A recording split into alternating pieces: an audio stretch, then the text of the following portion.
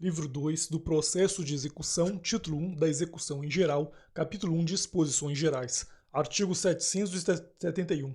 Este livro regula o procedimento da execução fundada em título extrajudicial e suas disposições aplicam-se, também no que couber, aos procedimentos especiais de execução, aos atos executivos realizados no procedimento de cumprimento de sentença, bem como aos efeitos de atos ou fatos processuais e a que a lei atribuir força executiva. Parágrafo único. Aplicam-se subsidiariamente à execução as disposições do livro 1 da parte especial. Artigo 772. O juiz pode, em qualquer momento do processo, inciso 1, ordenar o comparecimento das partes, inciso 2, advertir o executado de que seu procedimento constitui ato atentatório à dignidade da justiça, inciso 3, determinar que sujeitos indicados pelo exequente forneçam informações, em geral relacionadas ao objeto da execução, tais como documentos e dados que tenham em seu poder, assinando-lhes o prazo razoável. Artigo 773. O juiz poderá, de ofício ou a requerimento, determinar as medidas necessárias ao cumprimento da ordem de entrega de documentos e dados. Parágrafo único. Quando, em decorrência do disposto nesse artigo, o juízo receber dados sigilosos para os fins da execução, o juiz adotará as medidas necessárias para assegurar a confidencialidade. Artigo 774. Considera-se atentatória à dignidade da justiça a conduta comissiva ou omissiva do executado que, inciso 1, frauda a execução, inciso 2, se opõe maliciosamente à execução, empregando ardis e meios artificiosos, inciso 3, dificulta ou embaraça a realização da penhora, inciso 4, resiste injustificadamente às ordens judiciais, inciso 5, intimado não indica ao juiz quais são e onde estão os bens sujeitos à penhora e os respectivos valores, nem exibe prova de sua propriedade e, se for o caso, certidão negativa de ônus. Parágrafo único. Nos casos previstos neste artigo, o juiz fixará multa em montante não superior a 20% do valor atualizado do débito em execução, a qual será revertida em proveito do exequente, exigível nos próprios autos do processo, sem prejuízo de outras sanções de natureza processual ou material. Artigo 775. O exequente tem o direito de desistir de toda a execução ou de apenas alguma medida executiva. Parágrafo único. Na desistência da execução, observar-se-á o seguinte, inciso 1, serão extintos a impugnação e os embargos que versarem apenas sobre questões processuais, pagando o exequente as custas processuais e os honorários advocatícios. Inciso 2. Nos demais casos, a extinção dependerá da concordância do impugnante ou do embargante. Artigo 776. O exequente ressarcirá ao executado os danos a que este sofreu quando a sentença transitada em julgado declarar inexistente no todo ou em parte a obrigação que ensejou a execução. Artigo 777. A cobrança de multas ou de indenizações decorrentes de liquidância ou de má-fé ou de prática de ato tentatório à dignidade da justiça será promovida nos próprios autos do processo. Capítulo 2 das partes.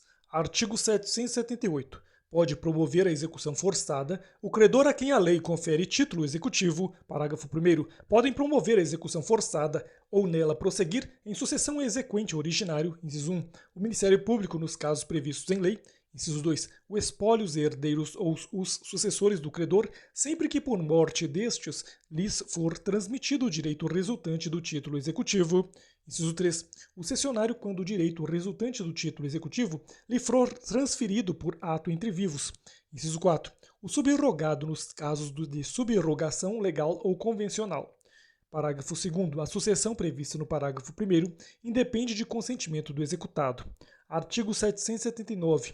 A execução pode ser promovida contra, inciso 1, o devedor reconhecido como tal no título executivo, inciso 2, o espólio, os herdeiros ou os sucessores do devedor, inciso 3, o novo devedor que assumiu com o consentimento do credor a obrigação resultante do último executivo, inciso 4, o fiador do débito constante em título extrajudicial, inciso 5º, o responsável titular do bem vinculado por garantia real ao pagamento do débito, inciso 6, o responsável tributário assim definido em lei.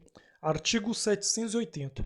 O exequente pode acumular várias execuções ainda que fundadas em títulos diferentes, quando o executado for o mesmo e desde que, para todas elas, seja competente o mesmo juízo e idêntico procedimento. Capítulo 3 da competência. Artigo 781. A execução fundada em título extrajudicial será processada perante o juízo competente, observando-se o seguinte: inciso 1. A execução poderá ser proposta no foro de domicílio do executado, da eleição constante do título ou ainda de situação dos bens a ela sujeitos. Inciso 2. Tendo mais de um domicílio, o executado poderá ser demandado no foro de qualquer deles. Inciso 3. Sendo incerto ou desconhecido o domicílio do executado, a execução poderá ser proposta no lugar onde for encontrado ou no foro de domicílio do exequente. Inciso 4. Havendo mais de um devedor, com diferentes domicílios, a execução será proposta no foro de qualquer deles, à escolha do exequente. Inciso 5.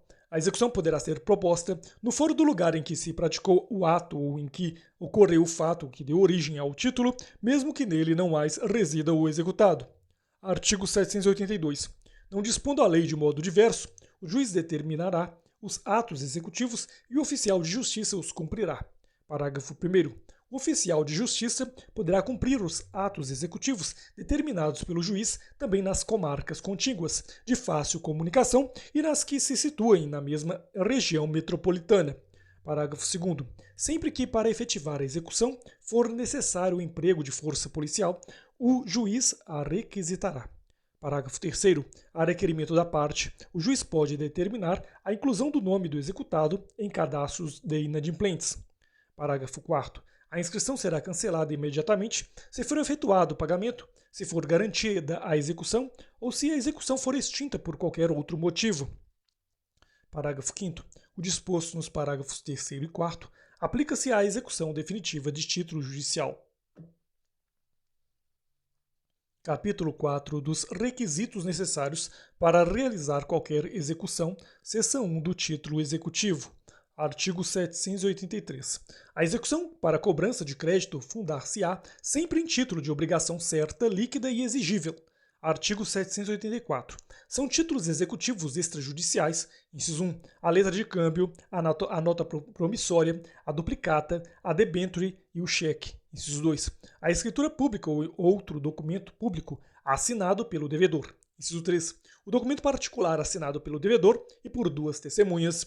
Inciso 4, o instrumento da transação referendado pelo Ministério Público, pela Defensoria Pública, pela Advocacia Pública, pelos advogados dos transatores ou por conciliador ou mediador credenciado por tribunal. Inciso 5. O contrato garantido por hipoteca, penhor, anticrese ou outro direito real de garantia e aquele garantido por caução. Inciso 6. O contrato de seguro de vida em caso de morte. Inciso 7. O crédito decorrente de foro e laudêmio. Inciso 8. O crédito documentalmente comprovado, decorrente de aluguel de imóvel, bem como do de encargos acessórios, tais como taxas e despesas de condomínio. Inciso 4. A certidão da dívida ativa e da Fazenda Pública da União, dos Estados, do Distrito Federal e dos municípios, correspondente aos créditos inscritos na forma da lei. Inciso 10. O crédito referente às contribuições ordinárias ou extraordinárias de condomínio edilício previstas na respectiva convenção ou aprovadas em Assembleia Geral, desde que documentalmente comprovadas. Inciso 11. A certidão expedida por serventia notarial ou de registro relativa a valores de emolumentos e demais despesas devidas pelos atos por ela praticados, fixados nas tabelas estabelecidas em lei. Inciso 12. Todos os demais títulos aos quais, por disposição expressa, a lei atribuir força executiva. Parágrafo 1º. A propositura de qualquer ação relativa a débito constante de título executivo não inibe o credor de promover-lhe a execução. Parágrafo 2º. Os títulos executivos extrajudiciais oriundos de país estrangeiro não dependem de homologação para serem executados. Parágrafo 3º. O título estrangeiro só terá eficácia executiva quando satisfeitos os requisitos de formação exigidos pela lei do lugar de sua celebração e quando o Brasil for indicado como lugar de cumprimento da obrigação. Artigo 785. A existência de título executivo extrajudicial não impede a parte de optar pelo processo de conhecimento a fim de obter título executivo judicial. Seção 2 da exigibilidade da obrigação. Artigo 786. A execução pode ser instaurada caso o devedor não satisfaça a obrigação certa, líquida e exigível, consubstanciada em título executivo. Parágrafo único. A necessidade de simples operações aritméticas para apurar o crédito exequendo não retira a liquidez da obrigação constante do título. Artigo 787. Se o devedor não for obrigado a satisfazer sua prestação, senão mediante a contraprestação do credor, este deverá provar que a adimpliu ao requerer a execução sob pena de extinção do processo. Parágrafo único. O executado poderá eximir-se da obrigação depositando em juízo a prestação ou a coisa, caso em que o juiz não permitirá que o credor a receba sem cumprir a contraprestação que lhe tocar. Artigo 788. O credor não poderá iniciar a execução ou nela prosseguir se o devedor cumprir a obrigação, mas poderá recusar o recebimento da prestação se ela não corresponder ao direito ou à obrigação estabelecidos no título executivo, caso em que poderá requerer a execução forçada, ressalvado ao devedor o direito de embargá-la. Capítulo 5 da responsabilidade patrimonial. Artigo 789. O devedor responde com todos os seus bens presentes e futuros para o cumprimento de suas obrigações, salvo as restrições estabelecidas em lei. Artigo 790. São sujeitos à execução os bens, inciso 1, do sucessor a título singular, tratando-se de execução fundada em direito real da obrigação rei persecutória, inciso 2, do sócio nos termos da lei, inciso 3, do devedor, ainda que em poder de terceiros, inciso 4, do cônjuge ou companheiro nos casos em que seus bens próprios ou de sua ameação respondem pela dívida, inciso 5, alienados ou gravados com ônus real em fraude à execução, inciso 6, cuja alienação ou gravação com ônus real tenha sido anulada em razão do reconhecimento em ação autônoma de fraude contra credores, inciso 7, do responsável nos casos de desconsideração da personalidade jurídica. Artigo 791. Se a execução tiver por objeto a obrigação de que seja sujeito passivo o proprietário de terreno submetido ao regime do direito de superfície ou superficiário, responderá pela dívida ou exclusivamente o direito real do qual é titular o executado, recaindo a penhora ou outros atos de construção exclusivamente sobre o terreno, no primeiro caso, ou sobre a construção ou a plantação, no segundo caso. Parágrafo 1º. Os atos de constrição a que se refere o caput serão averbados separadamente na matrícula do imóvel, com a identificação do executado, do valor do crédito e do objeto sobre o qual recai o gravame, devendo o oficial destacar o bem que responde pela dívida, se o terreno, a construção ou a plantação, de modo a assegurar a publicidade da responsabilidade patrimonial de cada um deles pelas dívidas e pelas obrigações que a eles estão vinculadas. Parágrafo 2º. Aplica-se, no que couber o disposto neste artigo, a enfiteuse, a concessão do uso especial para fins de moradia e a concessão de direito real de uso. Artigo 792. A alienação ou a oneração de bem é considerada fraude à execução. Inciso 1. Quando sobre o bem pender ação fundada em direito real ou com pretensão rei persecutória, desde que a pendência do processo tenha sido averbada no respectivo registro público, se houver. Inciso 2. Quando tiver sido averbada no registro do bem, a pendência do processo de execução na forma do artigo 828. Inciso 3. Quando tiver sido averbado no registro do bem, hipoteca judiciária ou outro ato da constrição judicial originário do processo onde foi arguida a fraude. Inciso 4. Quando ao tempo da alienação ou da oneração tramitava contra o devedor ação capaz de reduzi-lo à insolvência.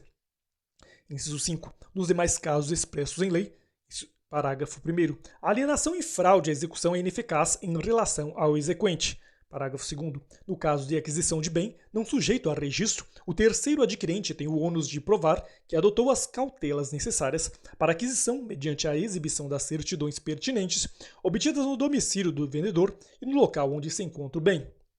Parágrafo 3º. Nos casos de desconsideração da personalidade jurídica, a fraude à execução verifica-se a partir da citação da parte cuja personalidade se pretende desconsiderar. Parágrafo 4º. Antes de declarar a fraude à execução, o juiz deverá intimar o terceiro adquirente, que, se quiser, poderá opor embargos de terceiro, no prazo de 15 dias. Artigo 793. O exequente que estiver por direito de retenção na posse de coisa pertencente ao devedor não poderá promover a execução sobre outros bens, senão depois de escutida a coisa que se achar em seu poder. Artigo 794. O fiador, quando executado, tem direito de exigir de que primeiro sejam executados os bens do devedor situados na mesma comarca, livres e desembargados, indicando-os pormenorizadamente à penhora. Parágrafo 1º. Os bens do fiador ficarão sujeitos à execução se os do devedor situados na mesma comarca que os seus forem insuficientes à satisfação do direito do credor. Parágrafo 2º. O fiador que pagar a dívida poderá executar o afiançado nos autos do mesmo processo. Parágrafo 3º. O disposto no caput não se aplica se o fiador houver renunciado ao benefício de ordem. Artigo 795. Os bens particulares dos sócios não respondem pelas dívidas da sociedade, senão nos casos previstos em lei. Parágrafo 1º.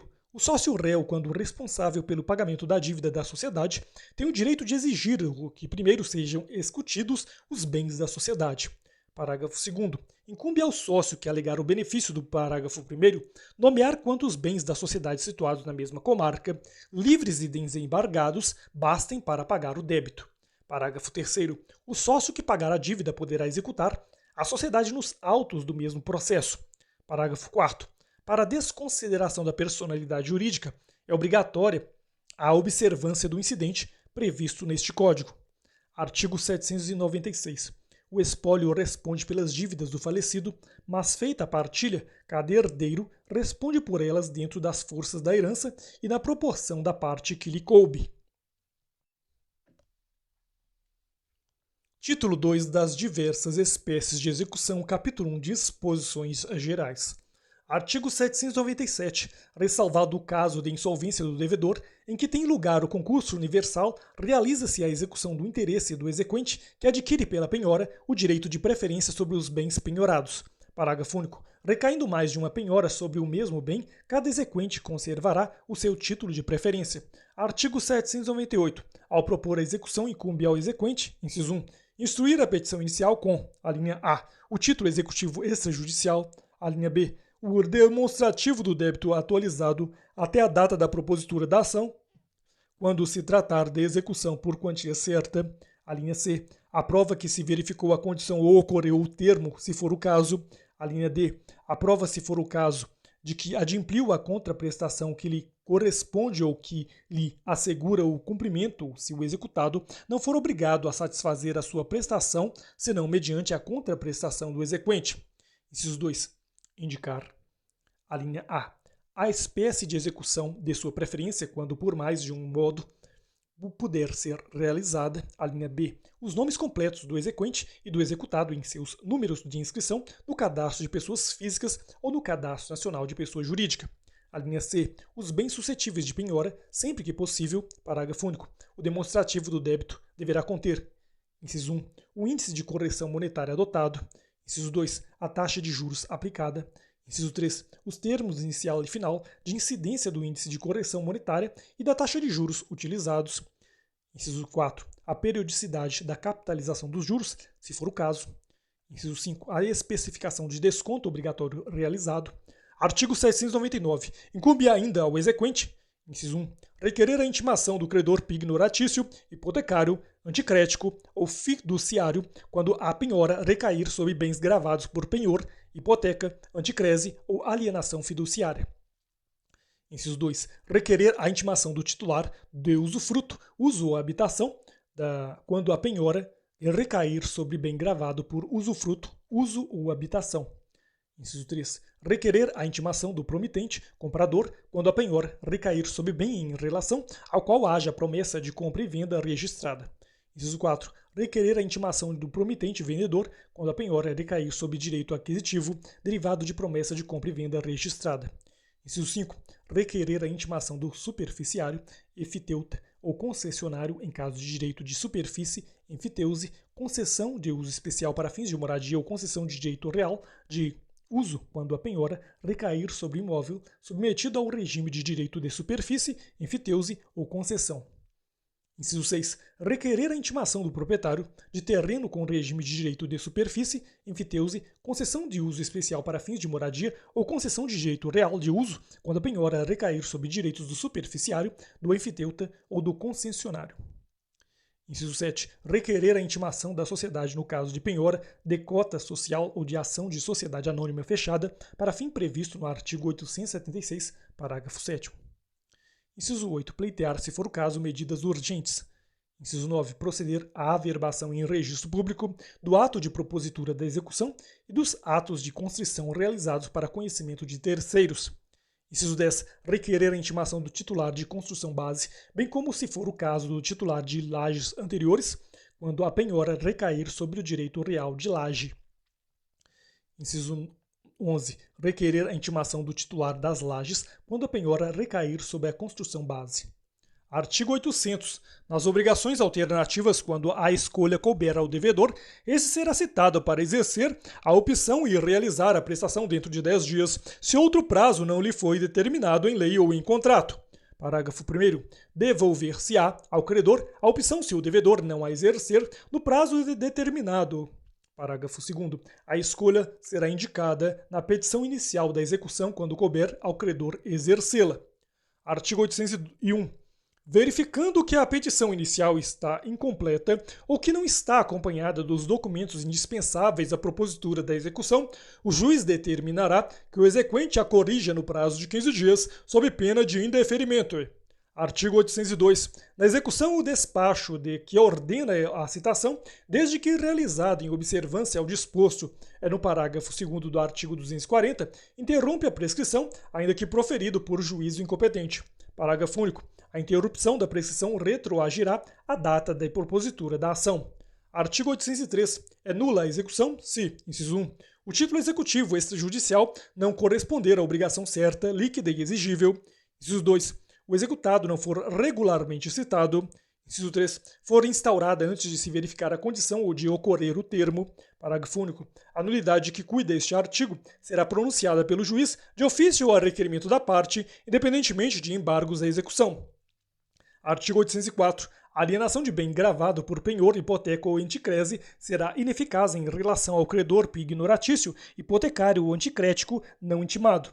Parágrafo 1º. A alienação de bem objeto de promessa de compra e venda ou de cessão registrada será ineficaz em relação ao promitente comprador ou ao cessionário não intimado. Parágrafo 2º. A alienação de bem sobre o qual tenha sido instituído direito de superfície, seja de solo, de plantação ou da construção, será ineficaz em relação ao concedente ou ao concessionário não intimado. Parágrafo 3º. A alienação de direito aquisitivo de bem, objeto de promessa de venda, de promessa de cessão ou de alienação fiduciária, será eficaz em relação ao promitente vendedor, ao promitente cedente ou ao proprietário fiduciário não intimado. Parágrafo 4º. Alienação de imóvel sobre o qual tenha sido instituída a enfiteuse, concessão de uso especial para fins de moradia ou concessão de direito real de uso será ineficaz em relação ao enfiteuta ou ao concessionário não intimado. Parágrafo 5º. Alienação de direitos de enfiteuta, do concessionário, de direito real, de uso ou do concessionário, de uso especial para fins de moradia, será ineficaz em relação ao proprietário do respectivo imóvel não intimado. Parágrafo 6º. A alienação de bens sobre o qual tenha sido instituído o usufruto, uso ou habitação será ineficaz em relação ao titular desses direitos reais e não intimado. Artigo 805. Quando por vários meios o exequente puder promover a execução, o juiz mandará que se faça pelo modo menos gravoso para o executado. Parágrafo único. Ao executado que alegar ser a medida executiva mais gravosa, incumbe indicar outros meios mais eficazes e menos onerosos sob pena de manutenção dos atos executivos já determinados. Capítulo 2 da execução para entrega de coisa, seção 1 da entrega de coisa certa. Artigo 806. O devedor de obrigação de entrega de coisa certa, constante de título executivo extrajudicial, será citado para, em 15 dias, satisfazer a obrigação. Parágrafo 1º.